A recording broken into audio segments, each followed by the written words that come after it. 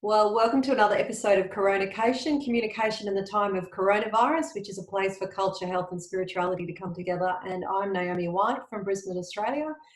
And I'm actually here today talking with Fiona Brown from Sydney. Fee, how are you?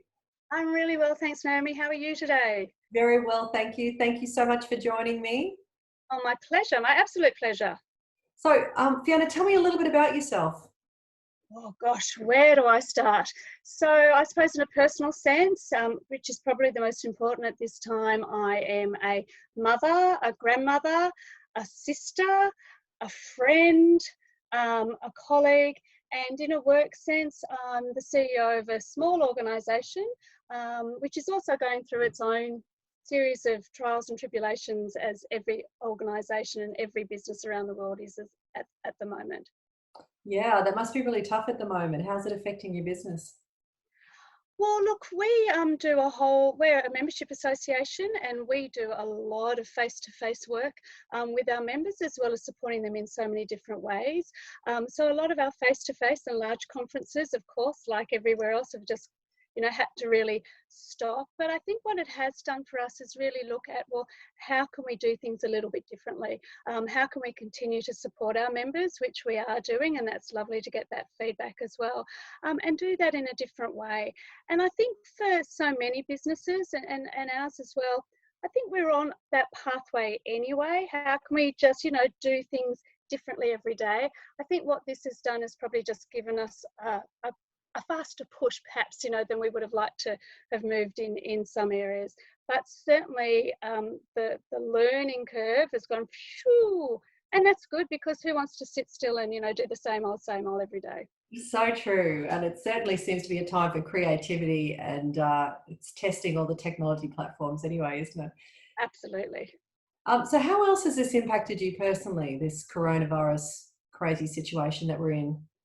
Yeah, look, that's a completely different ball game. And I think for, for me, when I look at what's happening now, I really try to separate the work and the family. I think that's important to do that, especially as we work from home as well. That work is so important, absolutely, for myself and for our team, making sure that they're all okay as well, making sure that the business is all okay, but also looking at that really important side of family, who we are as individuals and what does that mean to our family. First and foremost, it really means a lack of contact, I'm sorry, for all of my members of my family, and that is just so hard. As you know, I've got two small grandchildren who we are incredibly close to, as well as my own children who we're incredibly close to, and just not being able to see them, not being able to wrap our arms around them is literally breaking me apart Yeah. every single day. Yeah. And that's not just for the grandkids, it's for all of the kids. Yes, we're using Zoom. In fact, after this, we're going to have a Zoom dinner. Great, can't wait for that. And that's lovely, but it is that lack of physical contact that I'm really yearning for. And I think that's something that we'll all sort of miss as this goes on and on. Yeah, we need a crystal ball, don't we, to say, look, if it's only going to be 6 weeks or it's only going to be a month or it's going to be 3 months, I don't know, maybe it just helps it get there faster. But Yeah, yeah, I think so. And I think too, some of the things that have helped me too is, yes, it'd be great to have that crystal ball, but in the absence of that, just really looking at one day at a time as well. I found that for me has been quite centering to be able to go, well, and it's not that survivalist mode, I'm not in that at all, but it is, okay, well, today, this is what we're going to do today, because we just don't know what's going to happen tomorrow.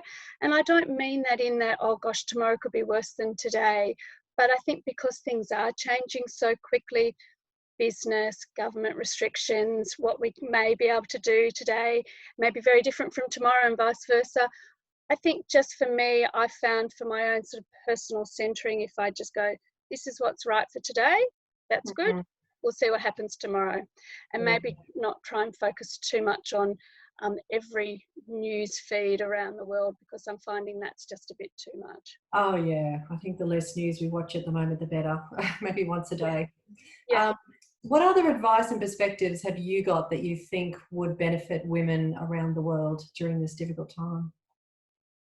Look, without having such a sweeping generalisation, I think one of the great things about being a woman at any time is our ability to communicate, and I love that, and not being afraid sometimes to be able to say, this is how I'm going, can I have a chat with you? And I've really found that that's come to the fore, and that's been really nourishing for me, with old friends, new friends, family, colleagues, and I would hope that all people, you know, male, female, however you identify, have that opportunity and see that as, you know, one of the silver linings. I know that's probably the most, that and unprecedented, the most overused words at the moment, but hopefully people can really utilize this opportunity to see these connections taking place, and that's really helped me. Certainly having the opportunity just to say hello to people in different ways. I mean, I do that anyway. I mean, you know me, I'm going to talk forever because that's what I do.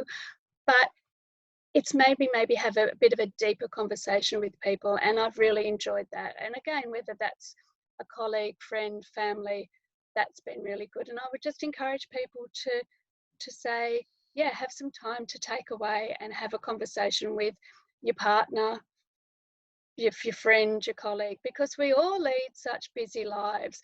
And how often do you actually get time to sit down and have a conversation like this, or have a conversation which is really meaningful with, you know, the people that you share your house with? Because sometimes you just don't do that.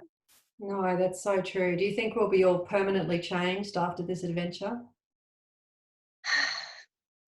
I don't know, you know, I think there's going to be some equilibrium, you know, happening. And to me, I sort of think about it, and this is very personal. As you know, I've had some rough rides with illness many years ago, and you sort of get down to here and you think you're never going to get back up here. So I think for most people, it's going to come back to some level of what it was before. But I think something like this is going to change us. I think there's always going to be something in the back of our minds around, let's take these good things that have come out of it. Let's understand the power of human compassion, and let's make sure that we continue to develop that, and that we're not just all of a sudden leading those insular lives again.